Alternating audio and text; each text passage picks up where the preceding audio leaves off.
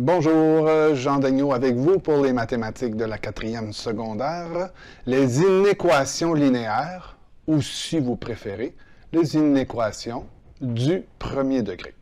Alors, dans un premier temps, eh bien, on va se poser la question, qu'est-ce qu'une inéquation exactement? Alors, ça se trouve à être une équation, c'est-à-dire un terme avec un opérateur quelconque, addition, soustraction, et ainsi de suite. Les 4 opérateurs que nous connaissons.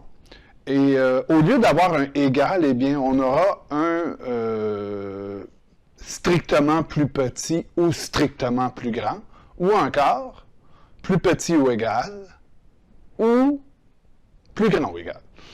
Alors, voilà, là, je les ai mis au tableau pour vous. J'ai mis les 4 possibilités.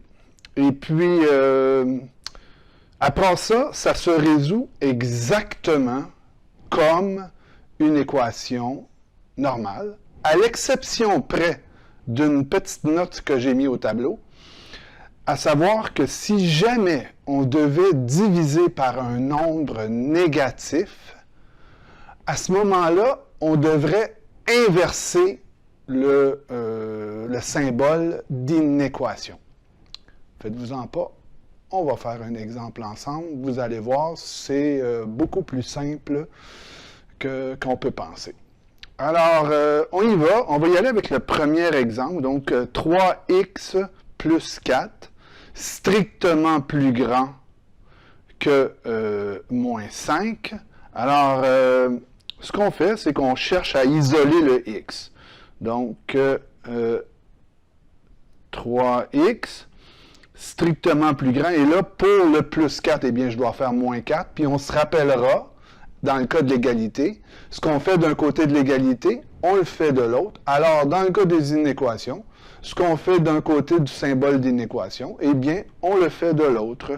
Donc, plus 4. Pour éliminer le plus 4, je dois faire moins 4. Alors, moins 5, moins 4, ce qui me donne 3x strictement plus grand que moins 9. Et là, je viens diviser par 3. Encore la même chose. Ce que je fais d'un côté, je le fais de l'autre. Et je me retrouve avec x strictement plus grand que moins 3. Parce que moins 9 divisé par 3, ça donne moins 3.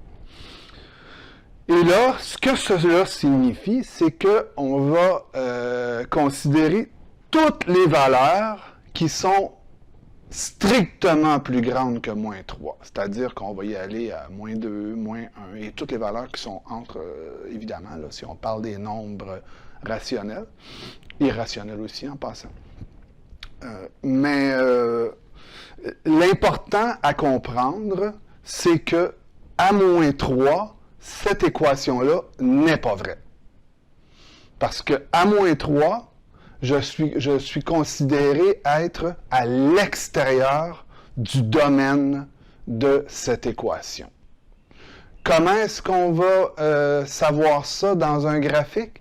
Eh bien, au lieu d'avoir un trait continu, on aura un pointillé. Et ça, ce sera l'indicateur pour nous dire que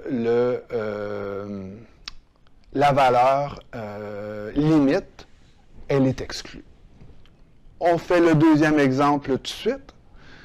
Et après ça, faites-vous-en pas, on fera des exercices ensemble.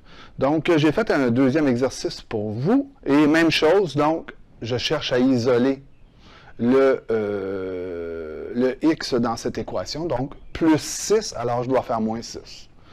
Donc, moins 4x plus petit ou égal à moins 2, moins 6. Hein, parce que plus 6, moins 6, ça fait 0.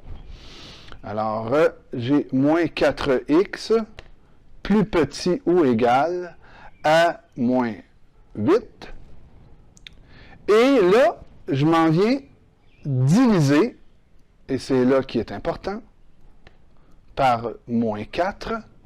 Alors, je me retrouve avec un x, et là, je vais inverser le sens de mon symbole d'inéquation. Ça va devenir plus grand ou égal, et moins 8 divisé par moins 4, eh bien, ça donne 2. Alors, à ce moment-là, le domaine sera 2 et toutes les valeurs qui sont supérieures à 2. Et dans le cas ici qui nous préoccupe, eh bien, le 2 sera inclus.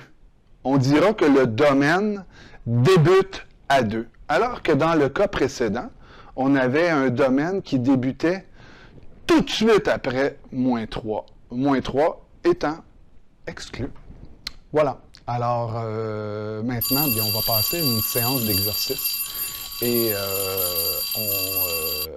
on va approfondir ça ensemble. Ici Jean Daigneault pour SOS Maths.